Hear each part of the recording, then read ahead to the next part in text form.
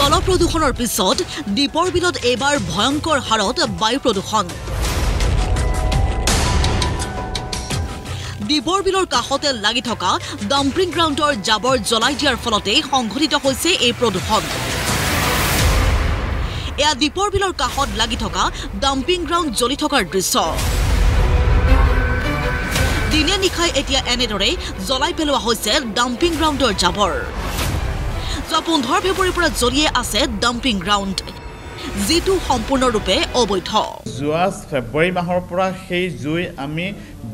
যি এপ্ৰিল মাহলৈকে আমি সেকাচুৰাকে দেখা পায়ে থাকিলো এপ্ৰিলৰ পিছত যেতিয়া বৰষুণ আৰম্ভ হ'ল কেতিয়াবা অলপ চলপ ধোঁৱা ওলাই বৰ এটা গম পাব পৰা যায় কিন্তু যেতিয়াই বৰষুণৰ পৰিমাণ কমি গ'ল এতিয়া আমি আকু জুই দেখি আহি আছো স্পষ্ট আমি মানে এদিন দুদিন নহয় আমি প্ৰায় প্ৰতিটো সন্ধিয়াতেই জুই দেখা পাওঁ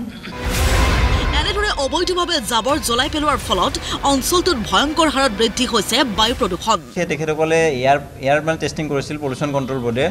যেটো আছে শহীদ উদ্যান বৰাগাঁও গুৱাহাটীত তাত পাইছিলে 16 তাৰিখে 317 আৰু 17-18 পাইছিলে 424 যেটো PM10 100 থাকিব লাগে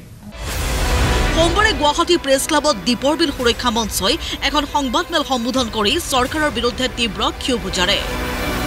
তেওঁলোকৰ মতে ডাম্পিং গ্ৰাউণ্ডত প্ৰতিদিনে 150 টন জাবৰ পৰিশোধনৰ ব্যৱস্থা আছে কিন্তু মহানগৰীৰ পৰা নিষ্কাশন হোৱা প্ৰায় 700 টন জাবৰ ডাম্পিং গ্ৰাউণ্ডত পেলোৱা হয় তেন্তে বাকি জাবৰসমূহ কি কৰা হয় এটা 150 টনহে তেখেতসকলে প্ৰচেছ কৰা বুলি ক'ব খোজে কিন্তু কথাটো হ'ল 150 টন জাবৰ নিষ্কাশন কৰিয়ে দায়িত্ব যদি সামৰে গুৱাহাটীত প্ৰায় 700 টনৰ অধিক মানে জাবৰ সদায় ডেইলি প্ৰডাকশ্যন হয় বাকিখিনি কি তাত সদায় ডাম্পিং গ্ৰাউণ্ড হৈ থাকিব সেনেকৈ দীপৰ বিলক তিল মৃত্যুৰ মুখত ঠেলি দিব নেকি তেওঁলোকৰ দাবী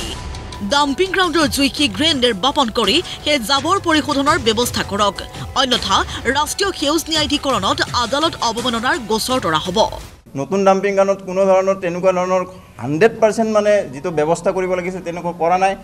এটা সাইডৰ পৰা ক'ব গ'লে এতিয়াও ডাম্পিং গ্ৰাউণ্ড জ্বলিয়ে আছে জ্বলি থকাটো দি সলিউশন হয় ইমান কোটি টকা দি প্ৰকল্প কিয় লাগে তো আমি ইয়াত তীব্ৰ বিৰোধিতা কৰিছোঁ আৰু অনাগত দিনত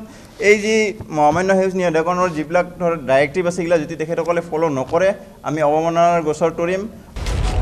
ইফালে দীপৰ বিলৰ কাষেৰে তৃতীয়টো ৰেল লাইন স্থাপন কৰিবলৈ চৰকাৰে চলোৱা সিদ্ধান্তৰ তীব্ৰ সমালোচনা কৰে দীপৰ বিল সুৰক্ষা মঞ্চই এটা কথাটো হ'ল এটা 3 নম্বৰ ৰেলৱে ট্ৰেক যেটো আগতে ধৰ আজাৰাৰ পৰা কামাখ্যালৈকে আছিল এটো এটা মানে ৰেলৰ মানে ৰিং ৰোড টাইপ আৰু সেই ৰেলৱে ট্ৰেকটো হ'ব আজাৰাৰ পৰা তেতিলিয়ালৈকে হনাপুৰৰ আৰু যেতিয়া সাৰ্ভে কৰিছিলে তেতিয়া দীপৰ বিল বন্যপ্ৰাণী অভয়াৰণ্যৰ যি অফিচ আছে আঞ্চলিক বন বিভাগৰ কাৰ্যালয় আছে তাৰে সমীপেদি ৰাণী মানে ৰাণীৰ সংৰক্ষিত বনাঞ্চলত মানে টাচ কৰা তালৈকে পোষ্ট পুতিছে তেখেতসকলে সাৰ্ভে ভিডিঅ' জাৰ্নেলিষ্ট প্ৰদীপ দাসৰ সহযোগত যদুমণি শইকীয়াৰ ৰিপৰ্ট প্ৰতিদিন টাইম